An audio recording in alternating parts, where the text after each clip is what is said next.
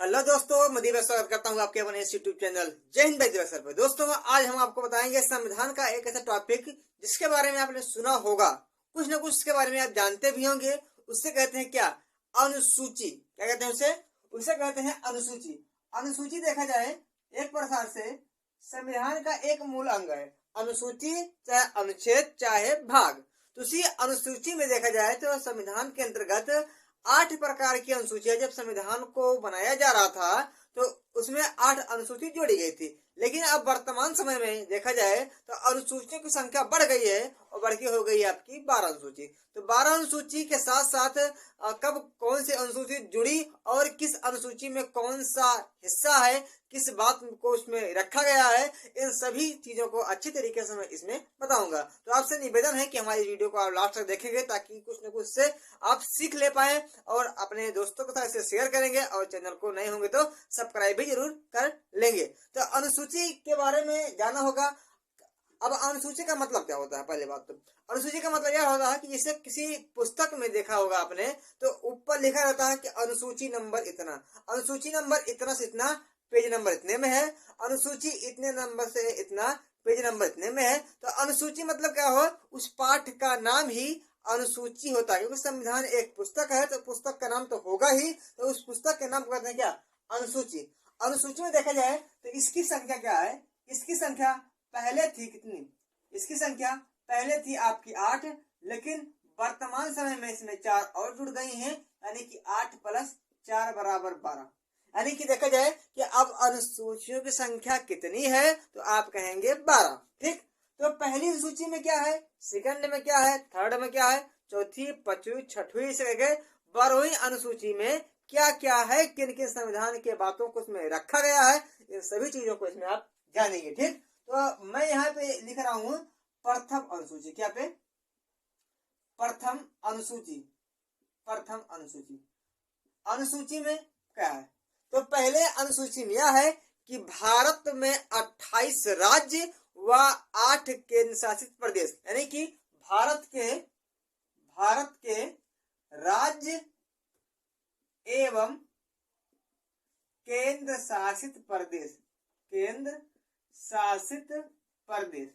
अब 28 राज्य है तो 28 की बात करेंगे, यहाँ पे 29 होंगे तो 29 करेंगे, यहाँ पे 8 है 8 की बात करेंगे, 6 होगा 6 की बात करेंगे, 9 होगा 9। यानी कुल मिला के भारत के 2800 राज्य और 8 केंद्र शासित प्रदेशों को आपको जानना है, पढ़ना है। तो आप अनुसूची नंबर 1 को अगर ओपन कर लेंगे, खोल लेंगे, तो उसमें भारत के 2800 राज्यों को आप अच्छे तरीके से जान पाएंगे। कौन सी राज्य की विशेषता क्या क्या है, इस संविधान में बाखूबी तरीके से लिखा गया है। अब सेकंड नंबर पे क्या है, यानी कि द्वितीय अनुसूची क्या है, दूसरी अनुसूची क्या है? तो दूसरी अनुसूची आपकी है, दूसरी अनुसूची आपकी क्या है कि भारत के पदाधिकारियों का वेतन, भत्ता व पेंशन। अब भारत के पदाधिकारी होते कौन है? तो चाहे वह राष्ट्रपति हो, चाहे प्रधानमंत्री हो, मंत्री परिषद हो, लोकसभा अध्यक्ष हो, उपाध्यक्ष हो, आपके सांसद हो, आपके उच्च न्यायालय के मुख्य न्यायाधीश हो, सुप्रीम कोर्ट के मुख्य न्यायाधीश हो, इन सभी के वेतन के बारे में, इन सभी के भत्ते के बारे में, साथ साथ इनके पेंशन के बारे में जहां पे चर्चा की गई है वहां उसका नाम क्या?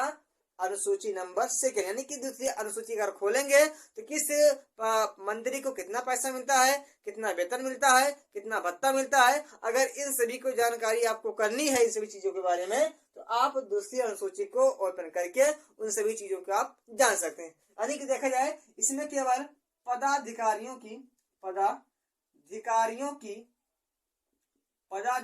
के वेतन के बारे में, उनके भत्ते के बारे में, साथ साथ उनके पेंशन के बारे में हमें जानकारी दी गई है। अच्छा, वेतन जानते हैं आप? एक महीने में जो आपको सैलरी मिलती है इसे वेतन कहते हैं।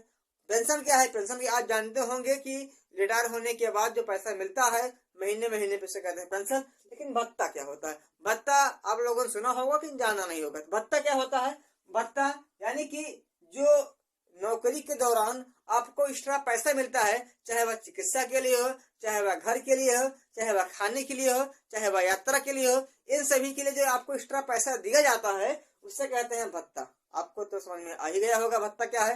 पेंशन और आप वेतन पहले से ही जानते होंगे। ठीक, अब अनुसूची नंबर तीसरी में क्या है, यानी कि तीसरी अनुसूची में क्या है, तीसरी अनुसूची में क्या है, तो तीसरी अनुसूची में क्या है कि ये जो पदाधिकारी होंगे, चाहे वह राष्ट्रपति, चाहे प्रधानमंत्री, चाहे आपके सुप्रीम कोर्ट के मुख्य न्यायाधीश, चाहे आपके उच्च न्यायालय के मुख्य न्यायाधीश, इन सभी पदाधिकारियों का शपथ, क्या, जो पदाधिकारी होंगे आपके, इन पदाधिकारियों का शपथ ग्रहण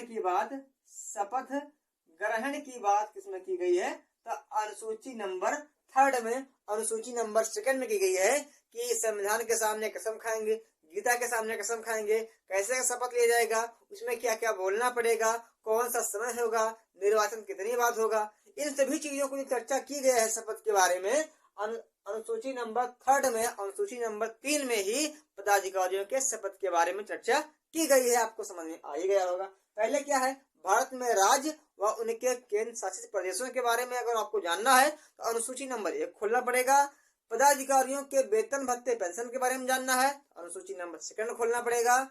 अगर पदाधिकारियों के शपथ ग्रहण के बारे में जानकारी आपको लेना है कि कौन कौन से तरीके से शपथ लिए जाते हैं, तो आप अनुसूची नंबर 3 को खोलेंगे। और चौथी अनुसूची में क्या है, ठीक, तो आपके चौथी अनुसूची में क्या है, चौथी अनुसूची, तो चौथी अनुसूची में क्या है कि आपके जो राज्यसभा है, तो राज्यसभा में कितने व्यक्ति राज्य से आएंगे और कितने व्यक्ति केंद्र से आएंगे। राज्यसभा में ये व्यक्ति संख्या होती है, तो कितने व्यक्ति राज्य से आएंगे, कितने व्यक्ति केंद्र से आएंगे, किस प्रक्रिया से आएंगे, अगर इन सब को जानना है तो आपको अनुसूची नंबर 4 को अच्छे तरीके से खखोड़ के पढ़ना पड़ेगा, अन्यथा आपको जानकारी नहीं मिल पाए। लेकिन हमारे एग्जाम में क्वेश्चन कैसा पूछता है कि राज्यसभा में व्यक्ति और राज्यसभा में कितने व्यक्ति राज्य व कितने व्यक्ति केंद्र से आएंगे, इसकी जानकारी किस अनुसूची में दी गई है, तो अनुसूची नंबर 4 में इसकी जानकारी दी गई है। अनुसूची नंबर 5 क्या है, यानी कि पांचवी अनुसूची, तो पांचवी अनुसूची में क्या है, तो पांचवी अनुसूची में यह है कि ऐसे क्षेत्र, यानी कि जनजातीय क्षेत्र व जनजातीय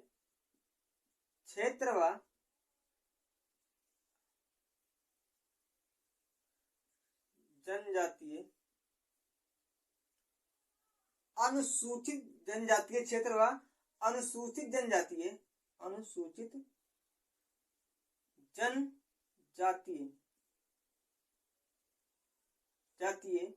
लोगों का प्रशासन व्यवस्था का नियंत्रण, यानी कि पांचवी में क्या कहा गया है, पांचवी सूची में वह कहा गया है कि ऐसे व्यक्ति जो जनजातीय क्षेत्र से आते हैं, जनजातीय लोग के अंतर्गत आते हैं, तो उनका अलग से सरकार द्वारा एक प्रकार से प्रशासन व्यवस्था देखी जाएगी। क्योंकि देखा जाए जो भारत देश में मुख्य रूप से नक्सलवादी होते हैं वो कैसे होते हैं, वो जनजातीय लोग ही होते हैं, क्योंकि सरकार के द्वारा जो सुविधा दी जाती है उनके ऊपर, मतलब उनके यहाँ वो सुविधा अच्छे तरीके से नहीं पहुंच पाती है, तो इसलिए वह सरकार के खिलाफ विद्रोह कर देते हैं और नक्सलवादी बन जाते हैं। तो नक्सलवादी ना बने उनके ऊपर देखा जाए तो सरकार का एक कड़ा प्रावधान या कड़ा प्रबंधन होता है। तो उसे प्रावधान कैसे होगा, किन किन क्षेत्रों पे होगा और किस प्रकार से सरकार उनके प्रशासन व्यवस्था के ऊपर ध्यान देगी, इसके बारे में जो बात की गई है वो कहाँ पे की गई है, अनुसूची नंबर 5 के अंदर की गई है। तो 5 के अंदर समस्त देश में जहां जहां जनजातीय क्षेत्र है, जनजातीय लोग हैं, उनके सभी के ऊपर प्रशासन व्यवस्था के नियंत्रण के बारे में अनुसूची नंबर 5 में दिया गया है। लेकिन 6 में कुछ ऐसे स्थान है, कुछ ऐसे राज्य हैं जहाँ जो जनजातीय क्षेत्र हैं, तो उनके यहाँ की जो अनुसूचित जनजातियां हैं उनके लिए विशेष प्रावधान उनके नियंत्रण पे अनुसूची नंबर 6 में दिया गया है। यानी कि छठी जो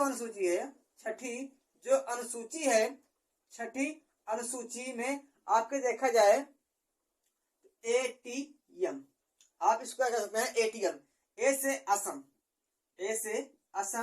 टी से त्रिपुरा, मी से मिजोरम और ए वाला में से मेघालय। मेघालय के जो जनजातीय लोग हैं, जो अनुसूचित जनजातीय लोग हैं, इनके ऊपर प्रशासन के नियंत्रण की जो चर्चा की गई है, बात की गई है, वह अनुसूची नंबर 6 में की गई है। यानी कि देखा जाए, एक में क्या है, भारत के राज्य व उनके केंद्रशासित प्रदेश। सेकंड में क्या है, पदाधिकारियों का वेतन भत्ता। थर्ड में क्या है, पदाधिकारियों का शपथ। फोर्थ में क्या है, राज्यसभा में कितने व्यक्ति राज्य से आएंगे और कितने व्यक्ति केंद्र से आएंगे।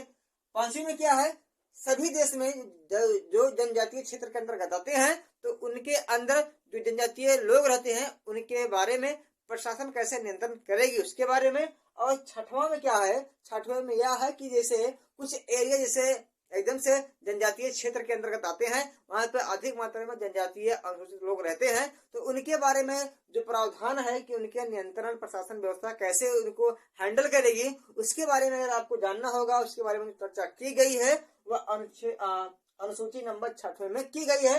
राज्य कौन कौन से? 4 राज्य हैं। एटीएम आप जान सकते हैं, एटीएम आप जानते हैं तो ATMM, एटीएम। एस से असम, टी से आपका त्रिपुरा, एक एम से आपका मिजोरम, एक एम से आपका मेघालय। इन जो क्षेत्र है वहां पे जनजाति संख्या अधिक रहती है, यही से नक्सलवादी लोग बनते हैं। तो इनके बारे में संपूर्ण रूप से नियंत्रण कैसा और प्रशासन व्यवस्था कैसी हो, इसके बारे में चर्चा की गई है, वह की गई है अनुसूची नंबर 6 में।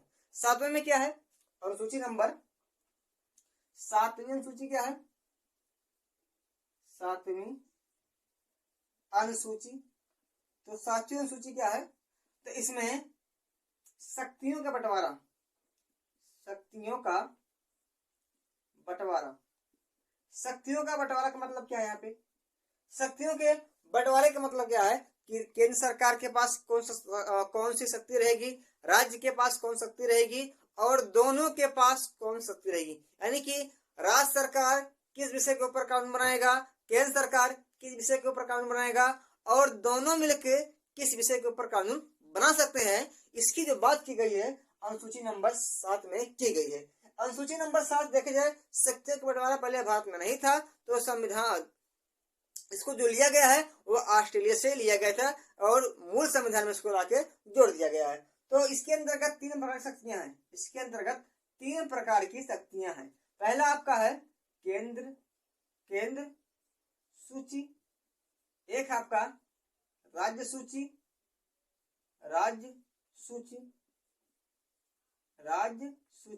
और आपका तीसरा है समवर्ती सूची। क्या है? समवर्ती सूची। अब केंद्र सूची क्या है, राज्य सूची क्या है, समवर्ती सूची क्या है? केंद्र सूची उसे कहते हैं कि यानी कि एक ऐसा क्षेत्र जिसके ऊपर केवल कानून बना सकता है कौन?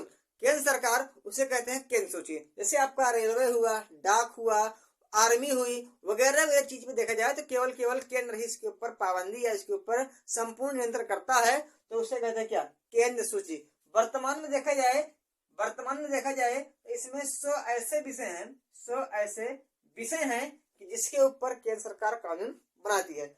वर्तमान में 100 है, लेकिन पहले कितने थे? तो पहले थे 97 विषय थे, लेकिन 3 अब बढ़ गए हैं। 100 विषय ऐसे हो गए हैं जिसके ऊपर आपका केंद्र सरकार, प्रधानमंत्री कानून बना सकता है। ठीक। राज्य सूची क्या है? राज्य सूची उसे कहते हैं जिसके ऊपर कानून को बनाता है राज्य सरकार बनाता है, उसे कहते हैं राज्य सूची। जैसे आपका पुलिस हो गया, आपको देखा जाए कोई प्रकार का कर हो गया, देखा जाए स्टेट में विद्यालय होंगे, विद्यालय नहीं हो सकता है, लेकिन कुछ ऐसे पुलिस व्यवस्था वगैरह व्यवस्था, इसमें राज्य ही केवल कानून बना सकता है। इसमें वर्तमान में देखा जाए तो 61 विषय हैं, लेकिन पहले कितने थे? मूल संविधान में देखा जाए तो इसके ऊपर 66 विषय थे। ठीक। यानी कि इससे काट पीट के 5 घटा के कितना कर दिया गया है? 61 कर दिया गया है। समवर्ती सूची क्या है? समवर्ती सूची एक ऐसी सूची है जिसके ऊपर केंद्र सरकार, राज्य सरकार दोनों कानून बनाते हैं, उससे कहते हैं समवर्ती सूची। ठीक। इसमें देखा जाए तो पहले कितने थे? पहले आपके 47 विषय थे। वर्तमान में कितने हैं? वर्तमान में 52 है। पहले कितने थे? पहले इसमें 47 विषय थे। यानी कि देखा जाए ये जो आंकड़ा है ये वर्तमान का है, ये देखा जो आंकड़ा है ये आपका मूल संविधान का है। यानी कि केंद्र के अंतर्गत 100 ऐसे विषय हैं जिसके ऊपर वर्तमान समय में आपका लोकसभा, राज्यसभा कानून बनाती है। पहले कितने थे? 97 थे। राज्यसभा मतलब, राज्य सूची मतलब एक ऐसा क्षेत्र, एक ऐसा विषय जिसके ऊपर कौन बनाता है कानून? राज्य सरकार बनाता है। अब कितने विषय हैं? 61। पहले कितने थे? 61 थे, इसमें कम कर दिया गया है। समवर्ती मतलब ऐसी सूची जिसके ऊपर दोनों विषय बनाते हैं। पहले कितना था? 47, अब कितना हो गया है? 52। ये वर्तमान का आंकड़ा है, ये मूल संविधान का आंकड़ा है। ठीक, तो 7वीं ये होगी। 8वीं क्या है? 8वीं थोड़ा बड़ा है, तो उसको बताने से पहले मैं यहाँ पे बता दे रहा हूँ 8वें में क्या है। आपका अनुसूची नंबर 8 क्या है? 8वीं अनुसूची, 8वीं अनुसूची में देखा जाए तो भाषा के बारे में बात की गई है कि भारत में कितनी भाषाएं होंगी। वही भाषा की जो चर्चा की गई है वो अनुसूची नंबर 8 में की गई है। पहले देखा जाए मूल संविधान के अंतर्गत, मूल संविधान के अंतर्गत जो भाषा थी आपकी कितनी थी? वो थी आपकी 14 भाषा। मूल संविधान के अंतर्गत 14 भाषा थी। अब इसमें से 8 भाषा और ऐड हुई है। 8 भाषा ऐड हुई है, लेकिन 3 संविधान संशोधन हुए थे और 3 संविधान संशोधन के बाद ये 8 भाषाएं जुड़ी थी। पहले संविधान संशोधन में 1, जो दूसरा वाला किया गया था तो इसमें 3, और जो आपका 4 भाषा अन्य जुड़ी वो, यानी कि देखा जाए पहले संविधान हुआ आपका 21वां संविधान संशोधन। इसमें कौन जुड़ी? इसमें अब कितना है? 22 मूल भाषा है। पहले एक जुड़ी जिसका नाम है सिंधी, पहले जुड़ी सिंधी भाषा 21वें संविधान के संशोधन में। उसके बाद जब 71वां का हुआ तो उसमें जुड़ी 3 भाषा, एक आपकी कोंकणी, एक आपकी नेपाली, एक आपकी मणिपुरी, यानी कि ये 3 भाषाएं इसमें जुड़ी। उसके बाद जब आपका 92वां संविधान संशोधन हुआ तो इसमें जुड़ी आपकी 4 भाषा, बोडो, डोगरी, संथाली और आपकी मैथिली। ठीक, यानी कि देखा जाए इसको शॉर्टकट में BDMS, बी से बोडो, डी से डोगरी, एम से मैथिली, ऐसे संथाली भी कह सकते हैं। यानी कि देखा जाए अब 8वीं अनुसूची में क्या किया गया है? आपके 22 भाषा के बारे में चर्चा किया गया है। 22 भाषा में पहले अब है, लेकिन पहले कितनी थी? 14 भाषाएं थी।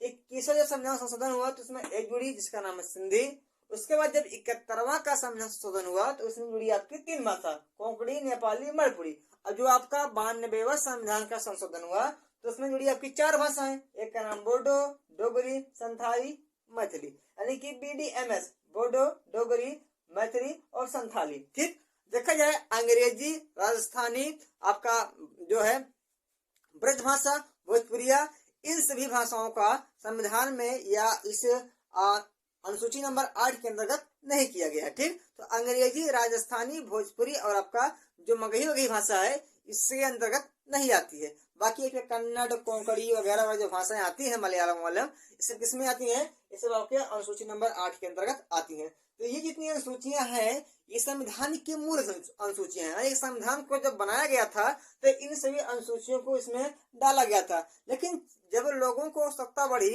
देखा जाए तो कानून का दायरा बढ़ा, तो उस कानून के दायरे में 8 प्रकार की अनुसूचियां कम पड़ने लगी, तो उसमें 4 प्रकार की अनुसूचियां और जोड़ी गई। और देखा जाए तो संविधान में अब टोटल 12 अनुसूचियां हैं। तो 4 कौन कौन सी जुड़ी, किस विषय में जुड़ी, और इनके जुड़ने का जो संविधान में संशोधन हुआ वो कौथा नंबर का था, किस वर्ष में हुआ, अब इसको जानेंगे हम कल। आज के लिए इतना काफी। जय हिंद, जय भारत।